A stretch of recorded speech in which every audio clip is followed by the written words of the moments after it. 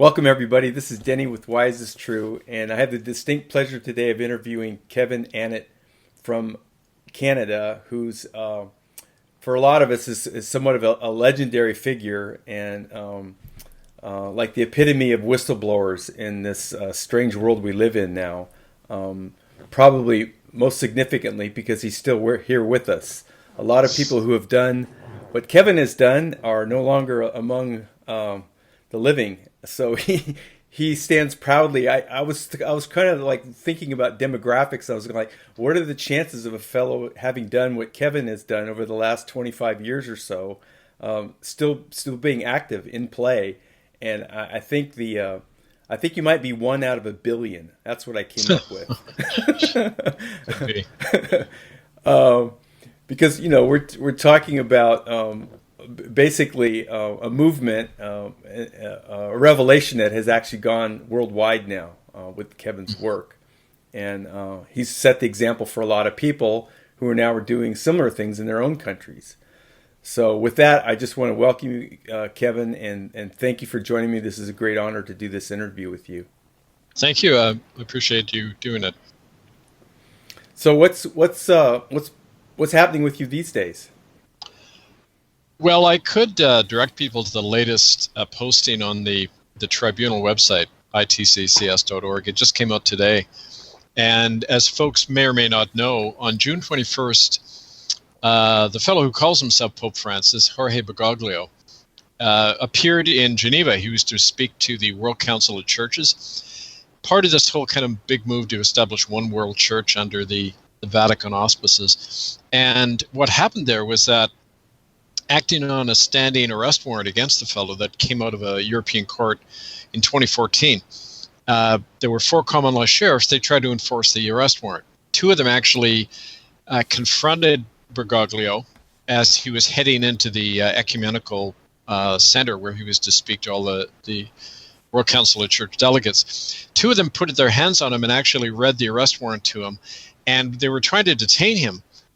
And at that point, Vatican security, who had been decoyed by another group, they showed up and they began to assault these 4 common law sheriffs, actually pistol whip them, detain them until the Geneva police could show up. And it took about 2 days to get these guys out of prison. Now, the assaulted common law sheriffs are suing Bergoglio as a flesh and blood man. Now, that's important to remember that under the laws of a particular institution like the Catholic Church, you couldn't bring Bergoglio to trial because he's immune within his own system. But under international law, you can. Anyone can be charged with aiding and abetting a crime. And in fact, as you'll see if you go to itccs.org, the statement of claim they're filed in a European court says that Bergoglio and 5 other prominent Europeans are parties to, quote, an aggravated assault with murderous intent designed to obstruct justice and aid and abet a criminal conspiracy involving child torture and sacrifice known as the Ninth Circle, unquote. Now, in other words, they're saying Francis ordered the assault, and he did so inherently by what's called under the law command responsibility. He's head of the church, so whatever employees do within it, he's responsible for. And on that basis, they're saying that, well, yeah, he tried to shut us down in order to protect this Ninth Circle cult that he's a member of. So that's kind of interesting because we'll see what happens in this court. We know that in 2013, when the same kind of charges brought against Pope Benedict, it forced his resignation. And sure enough, there was one of the sources we have in the Vatican said today that there's been an emergency conclave called of what's called the Curia, or the College of Cardinals, and they're really the people who run the Vatican. The popes are pretty much figureheads, and they're discussing whether or not Bergoglio should step down, and especially prior to August 25th, when he's to appear in Ireland, where there's another group of common law sheriffs who are going to try to do the same thing. And so they're really worried about all this attention that he's bringing to bear on these nefarious activities going on inside the Vatican, and they may dump him like they did his predecessor. So that's really interesting. And if people want to read more of a background of all those crimes, you can read my website, murderbydecree.com as well. Okay. All right. Yeah. So is there any other dramas similar to that going on in Canada within the church system in Canada? There's been years of it, actually, because for me, it all started in Canada, as people probably know. I've written 8 books in the last 2 years about all this, and you can see them all on Amazon. Just put my name, Kevin Annett, Annett, and you'll see all of them. And in those books, they document this whole drama going back to 1992. I guess it's 25 years now. Yep. And after I got thrown out of the United Church for exposing these crimes and began to go on and work with other Native people, the government of Canada did their usual spin, like the Vatican or any guilty institution does. And Americans don't normally get a lot of Canadian news, so I'm not sure how many people followed this, but in the States. But the government did this enormous spin called the Truth and Reconciliation Commission, which was really set up by the perpetrators of these crimes in residential schools. That's the Anglican, Catholic, and United Churches, and the government of Canada, the Crown, the Vatican. They had over 100 years of crimes to cover up. These so-called residential schools, children were killed en masse, raped, trafficked, used in medical experiments, sterilized. It's all documented in murderbydecree.com. So the government sets up this commission, TRC, but the terms of the commission is people aren't allowed to name names. They can't talk about crimes. The commissioners aren't allowed to take down as evidence anything referring to the death of a child. It was a complete cover-up. And nevertheless, despite all that, they had to admit that thousands of children died. So a classic example of the way they covered things up is in 2011, I got invited to a place called Brantford, Ontario, which is, southern Ontario, south of Toronto. And the Mohawk elders there, the oldest Indian school in Canada was called the Mohawk School, set up by the Anglicans in 1832. They said there was a mass grave there of children that a number of their own people had helped bury. And this was a fairly common practice in Indian schools in America and Canada. There were mass graves where children were deliberately killed off by exposing them to TB and smallpox and then not treating them. That was the main way of wiping out the Indian population, going after the kids that way. But anyway, they invited us out to do a dig. We brought accredited archaeologists, ground-penetrating radar. Sure enough, after just 2 days of digging, there were these bones and buttons of school uniforms we found. And we had a fellow, Don Ortner, who was a pathologist at the Smithsonian Institute in Washington. He analyzed this, and he said he was 90% certain that these were bones off small children. The government then stepped in and shut the whole thing down. They got their compliant government-funded chiefs to start bad-mouthing what we're doing, ordering people not to take part. There was a complete media blackout.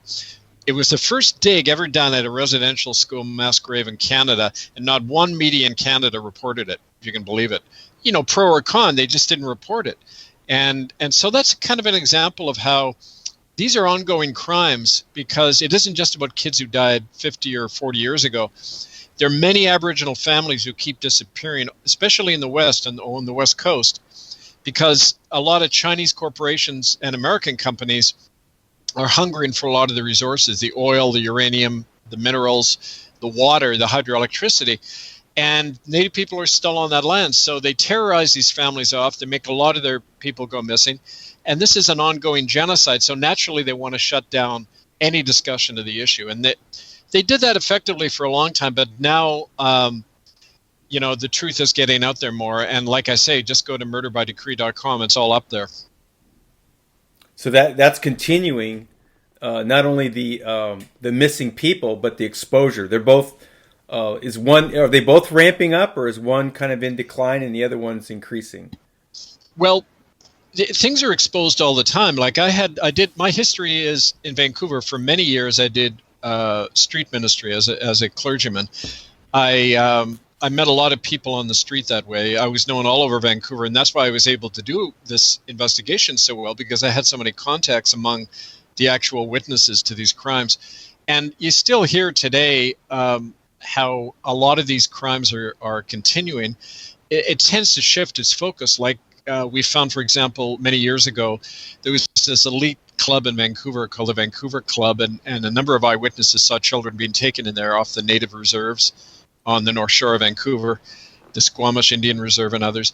We learned later that this child trafficking had shifted to offshore yachts. There was a group called the 12 Mile Club, and what the 12 mile is, it's the 12 mile territorial limit.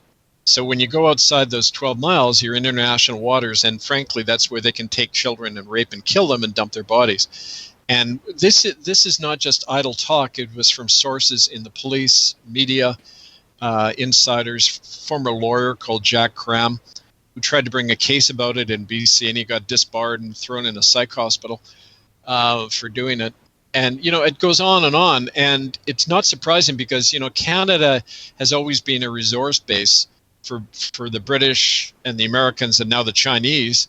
And wherever there's a lot of money to be made, these crimes go on, and the police are very complicit. The Royal Canadian Mounted Police were seen taking Native children to this place where a serial killer called Willie Picton was brought to trial and accused of doing all these killings, but he was like the Lee Harvey Oswald. There were a lot of other people involved in it, but he was made to take the fall on this stuff. And so this stuff is constantly out there because of this ongoing genocide. That was a good point, because you actually made this point years ago when you were talking about the effort that they had put into delisting you. Was $250,000. Is why would they put all that effort into get rid of you if it's just about stuff that happened 50 years ago?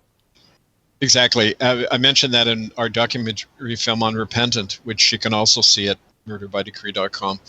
I knew right away when they destroyed my family, when they went to my wife right after I was fired from the church and they offered to help her in her divorce. They pay over $250,000 to get rid of one minister when by their own admission I wasn't doing anything wrong.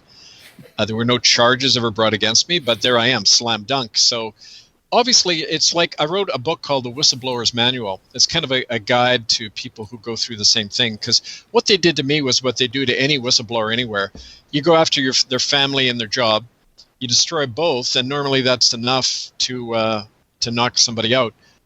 In my case, it just made me more determined. I got angry and even more determined. So that can keep you going for a long time when you don't have any other support on your side.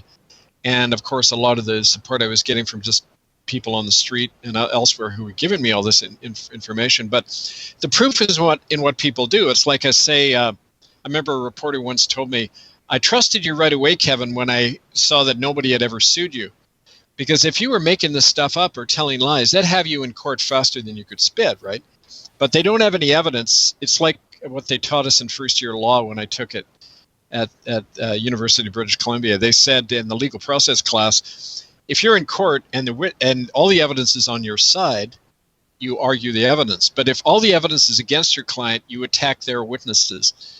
You don't focus on the evidence. You go after the person and smear them and try to discredit the witnesses. Well, that's entirely what they've done to me. They've never denied any of this. The churches, the governments, they've never denied anything. They just attack me. So what does that tell you, right? Right. And have you seen any evidence of organ, selling organs, that kind of thing? Or is it mostly just about pedophiles and ritual sacrifice and that kind of thing? Well, that stuff about the organ trafficking, obviously it's hard to get the direct hands-on evidence. Yeah. Because it's heavily protected. I do have anecdotal evidence from people, including these are former cops, the people around Jack Cram, that lawyer I told you about. A lot of the missing women in British Columbia, these are Native women along what's called the Highway of Tears, Highway 16 in northern British Columbia. And this is where a lot of the disappearances still happen. Well, there was a former Mountie called George Brown. He was a Native RCMP officer. He claimed that within the force he had heard that the autopsies done on these women showed that there were organs missing. Now, what's interesting about that is that a lot of the Chinese companies that are buying up a lot of the resources of Canada, they're run by the Chinese military, the same companies. And as people know, the Chinese military run these prisons where 2,000 or 3,000 people are killed every year and their organs are harvested. And that's been documented by human rights groups all over the world, including in China. The Falun Gong members are targeted, for that killing and grabbing their organs. It's a big lucrative industry, just like child trafficking is. or the snuff film industry. And they're all connected, these crimes, just like the drugs and the arms trade. So, yes, it goes on. Getting the hard proof, it's kind of like tracking atomic particles. You can see the trail of the subatomic particles, but never the thing itself. It's the same with these crimes. You can see a lot of the secondhand evidence, but until you get insiders coming forward saying, yeah, this happened, here's the proof, here's the photos, it's hard because, like I say, it has a lot of police and political protection behind it. Yeah. So, one of the things that you mentioned, I can remember one of the videos. It may have been one of the videos you did with Jennifer Wade, but you talked about the question why. Why is this happening? What is the motivation, the reasoning for why humans do this to other humans? Well, that gets us into what I think is a spiritual issue at the base of a lot of this stuff. But generally, I put it down to three things. First, it's economically lucrative. It's very profitable to do these things. When the Indian kids were being killed en masse in the Indian schools, and then their deaths never reported, it's because the churches got a certain amount of money every year from the government for every Indian kid they incarcerated. Well, they don't report the deaths, and they keep getting the money, right? And they grab the land. You notice where most of these Indian schools were built was on or near very lucrative resources, fishing grounds, minerals. That's what got me fired, actually. In my latest book, At the Mouth of a Cannon, I described that really the issue that got me fired in an immediate sense was that I discovered that the church, the early missionaries, had grabbed all this native land. They then sold it off to big logging companies, and none of the money ever went to the natives, of course. And that's when I wrote a letter about that. That's one of the things that got me immediately booted out of the church. But so there was a lot of big money, and there still is a lot of big money behind it. The second is politically, governments and small elites everywhere rule by keeping everybody afraid, divided and afraid and fighting each other and traumatized. The best way to do that is to traumatize children at a young age. So the massive child abuse going on, especially in the Catholic Church, but really at all levels, you can see the way children are raised, the school system, the whole brutalization at every level. That creates a population that's easier to control.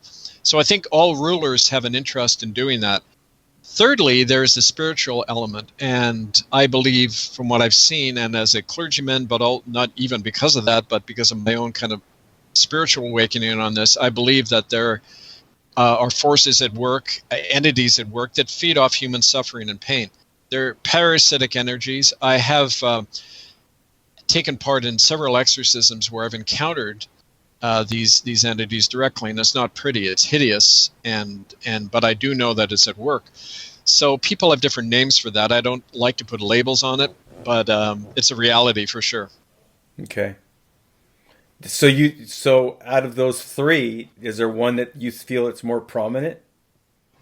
In a day-to-day sense, it's like anything in our society. It's about the big money, and I think they're all. It's kind of like a triangle. That all three are at work all the time.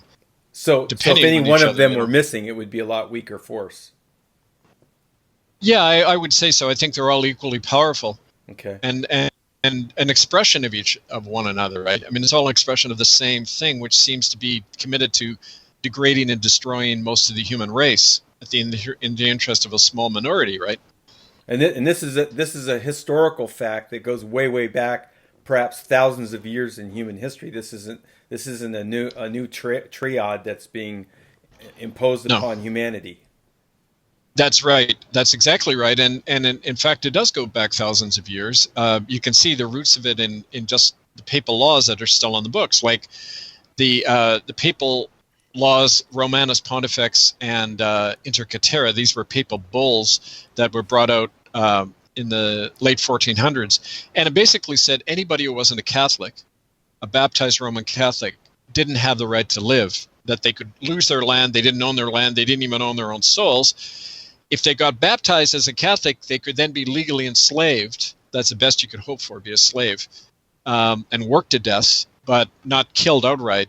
And that system of institutionalized slavery and conquest, I mean, those laws are still on the books. This Pope Francis, who's posing as a big reformer in the church, he actually applauded this guy. When he visited the U.S. a couple of years ago and spoke to the Congress, he stood up and actually applauded this California missionary called Junipero Serra, who had worked to death thousands of Indians in California on these big plantations run by the church.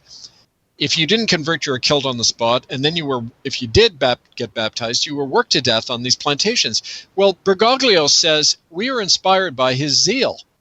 So, yeah, it's great he killed off thousands of non-Catholics. You see, these guys, their attitudes don't change, and that's because it's rooted in the very structure and fabric, ideology of the Catholic Church and all the governments and culture it spawned over the centuries, right? So that's the problem. Yeah. Yeah. So what do you see? What, like, your vision of this? There is a progression. It's like, Jennifer said, it was very slow. It's happening very slowly, but there seem to be some kind of a progress or evolution going along with all this. And so how do you envision that? How do you see that coming up? I know you're not going to give us dates or anything like that, but I mean, just from a general bird's eye view that you've been able to develop over the years. Well, it's happening because of people waking up, and not just waking up, but face it, we have access to a lot more information a lot quicker now because of the internet. But the problem with the internet is it can create the impression that just having information is doing something. And of course it isn't. We have to act on that information. We've shown how we can make popes step down just by convening a common law court. Now, any citizen can do that, not only under international law, but within the United States, for example, and its common law traditions.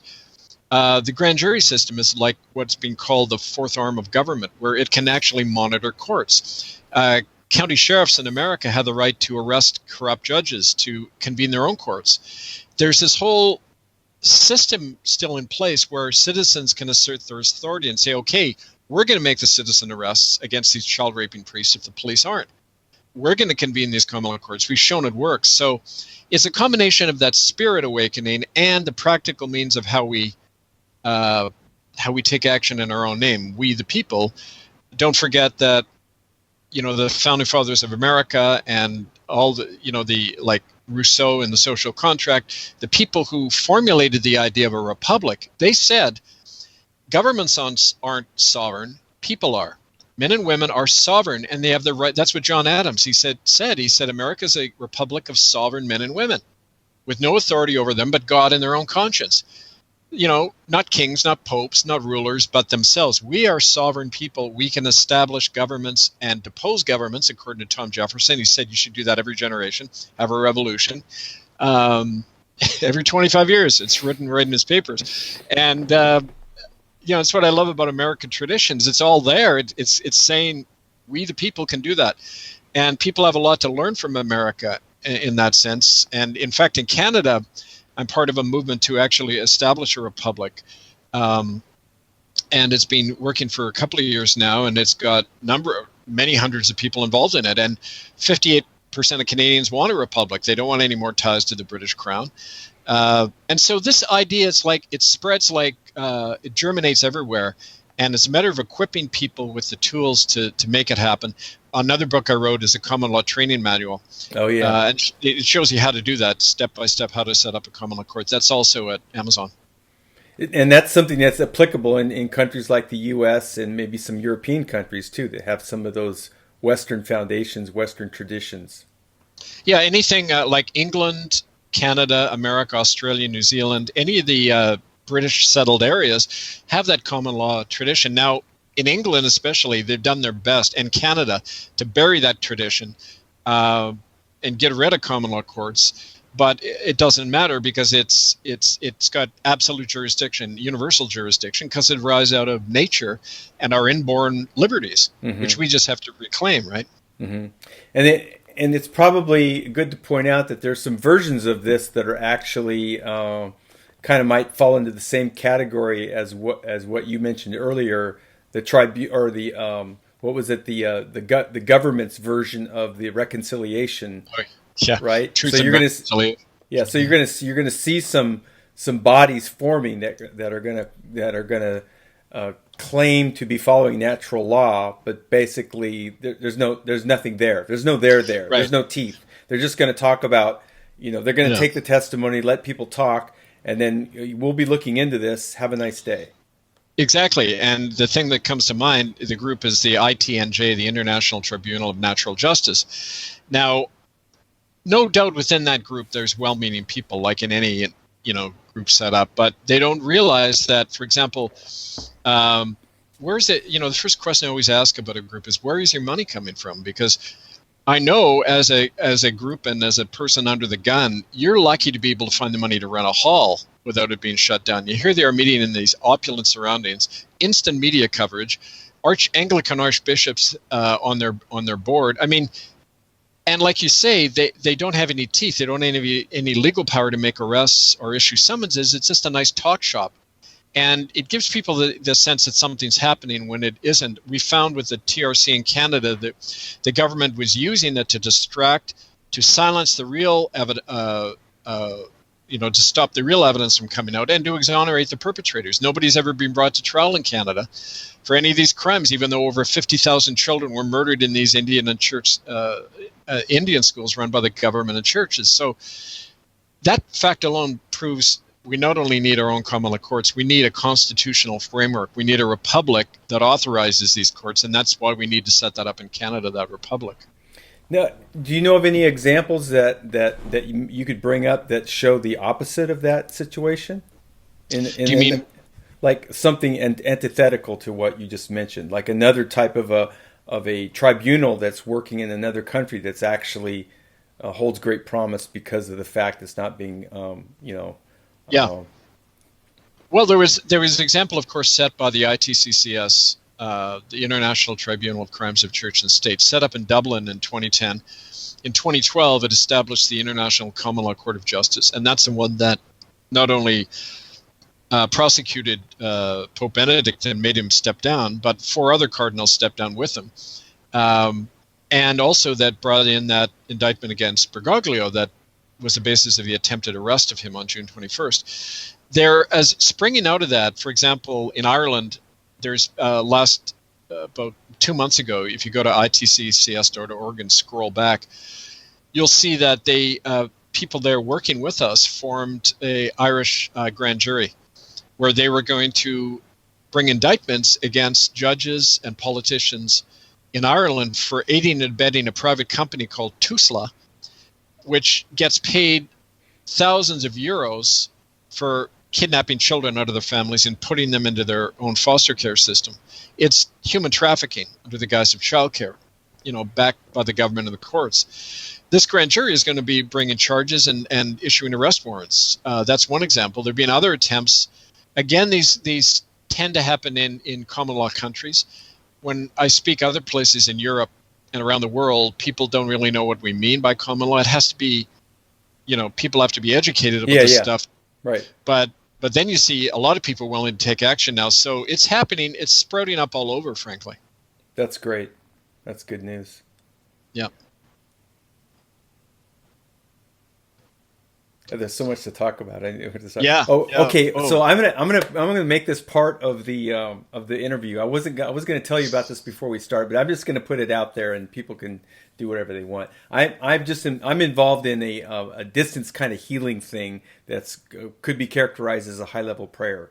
So about the time that you and I started to talk about doing this interview, out of the blue, I get a message from a woman in Canada, and my personal opinion is that Canada is serving as a very catalytic force in many ways for making huge changes in the world. And I don't know how else to say that. It's just a feeling I got in my short career and with my YouTube channel, whatever. I keep getting little, like the majority of my most interesting contacts have all come from Canada across the board in many areas of inquiry. But I want to give you a little account of something that happened here recently, right in the middle of us putting this together. And this came from a woman in Alberta who's part of the Blackfoot Nation, and she's saw me with a healer doing an interview about a year ago, and out of the blue, she friends me on the Facebook and asked me to do a healing session for her. Both of her parents were survivors from the residence schools. This just came out of the blue. I had no contact with her. She didn't know that I was going to do this interview with you. So the last 2 days, I've been studying everything I can get my hands on about you, about your work, and the Blackfoot Nation as a result of her contacting me for this healing work. So, I don't really. I'm very impressed by synchronistic things, but I really don't believe in synchronicity. I think everything happens for a reason, and so I just found that interesting. I just want to throw that out there. What's the chances of this happening in this way? I mean, for me, it's kind of like pretty notable. Anyway. So, and that's the other thing I want to ask you about is the subject of healing. And I've heard you mention on many occasions through my research that your belief is that people who have gone through this kind of genocidal experience don't really heal. The best they can do is tell the truth. Can you talk a little bit about that? Yeah, well, first of all, it's the word that I want to look at, because the way it's used, it's like any word. It can be used for good or bad, right? Mm-hmm. To confuse or to enlighten. And the way it's used in Canada in that context of this whole crime was, here's some money, now shut up and go away. Healing means we don't want to hear this anymore. And it's kind of a cheap way of, their whole, quote, healing circles where people tell their stories. But the reality is, when you go through a trauma that has wiped out a huge portion of your culture, the reality is that collectively you never recover. The only native people I've ever worked with, and worked with countless numbers over the years, in the hundreds, probably thousands, there's only a handful who I can say were able to turn their life around. And when you talk to all of them, they all say the same thing. I didn't get that recovery from going to a counselor or doing any of these government programs. I got it by going back into the longhouse and trying to find some tradition that was still there, and trying to learn my language and sitting on the earth. In other words, they're talking about returning to the thing that had been taken from all of us, right? That connection to creation. And what I'm about, and what I think those of us who see this are about, is about not healing, which is kind of restoring the status quo. We're about transformation, so that we go to a higher level. Based on this, it's kind of like anyone who goes through suffering learns from their pain. They're either destroyed by it and collapse, or they learn and go to a new level of integration and wisdom and strength. And I had to do that in my own life. And so when I don't use the word healing, because it's a very politicized term. It's a term to tell people to stay in the box, stay in line, don't bother us with your story anymore. Yeah, your symptoms are gone.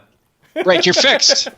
You're fixed. And in fact, that was the attitude of the missionaries. Right. They said, "Oh, these Indians are lacking Christ. We're going to give it to them and fix them, even if we have to kill them." Yeah. And in fact, what's interesting about that, a little story which you'd find interesting, is when I first got to Port Alberni in 1992, I got invited out to a man's house, Nilsson Kiedla. He was a traditional elder.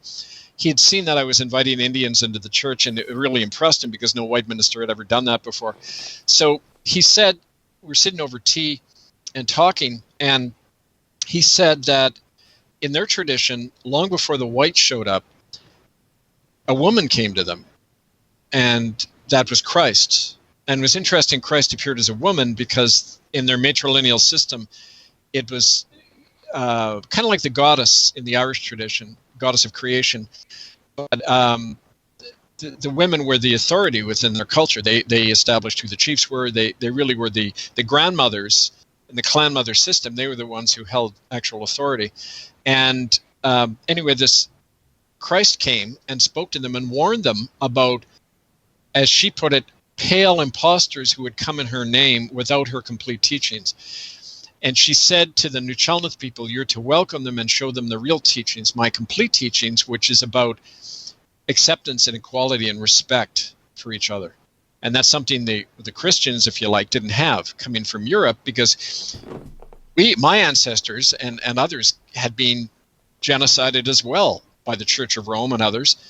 And if you weren't a Catholic, bang. I mean, my ancestors had to leave France. We were Huguenots, French Protestants. We had to come to England in the 1500s and then to Canada from there. And so that genocide goes way back in Europe. We're all survivors of it. We've all been traumatized and had things taken from us. And when Nelson told me that story, I thought, yeah, it puts everything in a different context, because the whole basis of Europeans claiming we have this land in North America, or what they call Turtle Island, is that we were bringing Christianity to the savages when in fact we weren't. I mean, a lot of you talk to a lot of natives all over the continent, and they have the same story. They knew about Christ. There was that spiritual presence many places in the world, and so we have to kind of relook and rethink that whole thing. And so I think that for me is part of the spiritual recovery and growth that we all have to go through. So in part of your story, there was like a retraction. There was like a across the board embracing that was going on between your work and the native cultures up there. And then you also noticed that later, when things really started to come to a head, and they were spending lots of money to shut you down, there was a big contingent within the Aboriginal tribes, the leadership. They didn't want anything to do with you, right? They retracted. Has that changed? Or is that still the case? Well, there's a big division in the native culture between the traditionalists and the state-funded chiefs. 90% of the people I work with are outside the government system. They're living on the street. 80% of natives live off reservation now. They don't have access to any benefits. They're dying at the same death rate of 100 years ago. Huge death rate in the native world. And those people aren't being bought by government money. But the natives you hear about that get all the media coverage are part of what's called the Assembly of First Nations, that was set up by the Canadian government, paid for. They use government offices in Ottawa. And these are all chiefs who have a standard of living way higher than their own people. They don't know anything about their own people. They're an object of humor and ridicule, among the general native population, because they elect themselves. They're not even elected to that position. They're all the chiefs that get together. And on the reservations, they're usually the ones who deal the drugs, who traffic the children. I get this. You can go to our my show, Here We Stand. I'll give you the link to that after. But I've interviewed a guy called Peter Yellowquill, who's a traditional man from the Anishinaabe Nation that actually adopted me, Ojibwe or Anishinaabe in central Canada. And he said the biggest enemies they have are their own chiefs now. They're the ones who are working more and more to set themselves up as a new elite, on the backs of their own people. And, you see this all over the world. It happened in any former colonial area. Yeah. You get the black or the brown elites to take over and rule in the name of the empire, right? And that happened in India, everywhere. Auschwitz. So, yep.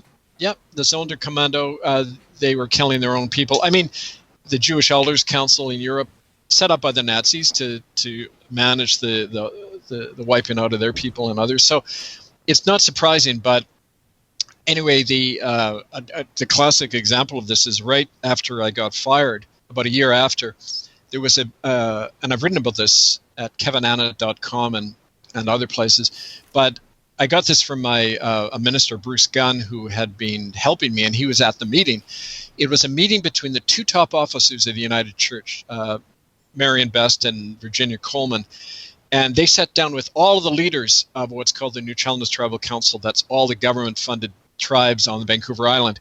And they said, because my work had just hit the press about, bringing forward eyewitnesses who had seen killings in residential schools, and this closed meeting, the two women from the United Church said to the chiefs, "We will offer you limited funding for personal injury settlements, right, in return for two things. One, that you disavow any connection to Kevin Annett and his claims of murder, and two, you restrict your lawsuits to physical and sexual abuse." And sure enough, that's what happened after that. All the lawsuits were personal injury settlements, never talked about sterilizations, murders.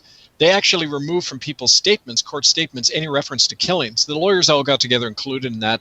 The Native chiefs have been doing that for 20 years or more in Canada, so naturally, they don't want to be seen as somebody who are screwing their own people. They have to keep bad-mouthing me all the time so people don't remember or learn this stuff, right? It's a new industry. It is, and it's got a brown face on it now. They call it red washing. It's like the corporations that are ripping the environment apart. They always have a few native chiefs on their board. And there was even, get this, the only logging company cutting down the last of the old-growth forests on Vancouver Island is 100% native-owned. It's called Lissac Limited, owned by the Ahousaht Band Council chiefs.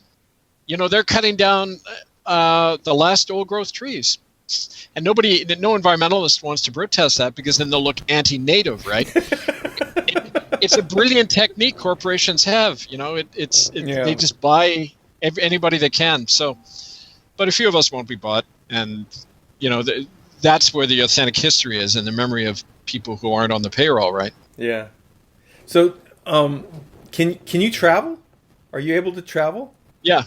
Okay. Yeah. I take a lot of precautions, but yeah. So if your friends in Ireland wanted you to come over there, that's something that you could do if you had the funding. I would and I do travel, but you know, an example of that is soon after I got invited to come to that dig in Brantford, the Mohawk Elders, I went over to England to look up records of these killings, and I was detained at Stansted Airport, put in an immigration prison for a day, fingerprinted and photographed, and then deported. From England, right? That was in May 2011. But other countries are no problem. I never have a problem coming into the States. I only get problem in crown countries like England and Canada. But it's really a question of, you can only smear somebody for so long, and then it starts backfiring on you. People say, well, wait a minute. Why do they keep going on and on about Kevin Annett? He's just one guy, isn't he, right? I love it when they say Kevin Annett made all this stuff up, and somebody said, well, he must be a super powerful guy to force popes to resign all by himself, right? So do you have any, would you like to go to Ireland? I think, my family are from there, right? Okay. My mom and dad's side, and I've been there back time and again, but it's I'd like to go to a lot of places in the world, but you know, primarily for me, it's a money restriction. I've been on a blacklist for over 20 years, living hand to mouth, and go on what the community is able to raise for me. That's one of the reasons the word isn't getting out as much, because we don't have the means to buy television stations and you know, get all that coverage that I guess certain internet celebrities enjoy. Yeah. So I just bring up Ireland though because it seems like it potentially could be quite a spot, like a geographical location for forging ahead and really making some advancements in terms of what's going on. It is, and you know, I don't have to physically be there to make that happen. In fact, a lot of the people doing this grand jury, they've all read my common law training manual. They're using it. They're helping set up groups in England, and it's like wildfire. It's spreading, and once that starts, you can't stop it. Yeah. I think that's one of the reasons they realize that they can't smear and attack me very effectively anymore, because the horse is out of the barn, and what's the point of shutting the door now, right? Yeah. Yeah, if you chase the horse around, it just makes more noise, right? That's it. You got it. So when you wrote your book about common law, what were your great resources? What kind of material did you use to put that book together for people? Well, there's a lot of good sources. You just read a history of common law. I can name a few of them. There's a really good writer. He's a lawyer in England, Geoffrey Robertson, and he wrote a book called The Case of the Pope, showing how the Vatican is not a government. It can be tried like any other power. He wrote a great book about the execution of King Charles by the Puritan Parliament in 1649, showing how the crown has no lawful authority at all. It can be deposed by the people anytime. Those were kind of good practical lessons. Also, just, you know, I did take law. I had some understanding of it. And common law, like Edward Coke, he's one of the founders of common law. He was a Attorney General in England who got locked up in the Tower of London for telling King James I, well, great quote, he said, "Be you ever so high, you are not above the law, Mr. King." And he got locked up in the Tower for saying that. But anyway, Edward Coke said, common law is but common reason. And we're all born with this common reason, right? And it's just acting on what we know. It's like, unalienable liberties, unalienable self-evident truths that we're all born with. So it's that and a lot of learning I had on the ground from people, right? Yeah. When I made a study of it years ago, one of the books that I got that I didn't think would be that helpful to me, but I spent so much time with it, was Black's Law, the Black's Law Dictionary, and yeah. It's out there. I could it's not very good. tear myself away from that book. I mean, it was like one thing led to another, and basically it's just a dictionary. It's like I felt like somebody sitting there with the encyclopedia, reading the encyclopedia. I felt kind of silly, but it was so educational about all the principles and the words and the derivation of words and why they're important. And when I found your analysis of the word reconciliation, I really enjoyed that. That was so cool. Well, it's all about language, and what's really interesting is if you look up some of the decisions of people like Oliver Wendell Holmes, Supreme Court Justice, and that they lay it all out. It's so simple. Like a word like understanding. In when you appear before courts, this is often practical advice we give to people. The judge will say, "Do you understand what I've said to you?" And you never say yes. Because if you're not in a common law jurisdiction, you're inside the gate, you're inside what they call admiralty law, and the judge has absolute power like the captain of a ship. You don't have any rights. And anyway, he says, do you understand? It actually means in their language, do you stand under me? Understand means stand under. And so you just say no, or I'm not clear about that. Could you explain what you mean by that, Your Honor, or whoever? And so there's a hidden language they use all the time, like reconciliation, which means to be placed under somebody's authority again. You got to understand the meaning of words, and that's a lot about what the common law is. Yeah, and all the ritualistic stuff that's done in the Illuminati, I think, also depends highly on those kinds of concepts. Yep. The symbology, the derivation of the words, the sequence of things. It all has meaning in it, and there's a lot of energy behind all those meanings and symbology, which they're very loyal to all of that. Well, I really appreciate you doing this with me, and I want to encourage people to look at your material, to read. There's so much to be educated about, and then as a result of that, there's so much to do, and even if you find yourself in kind of a quandary, like, well, gosh, now that I know this, what do I do?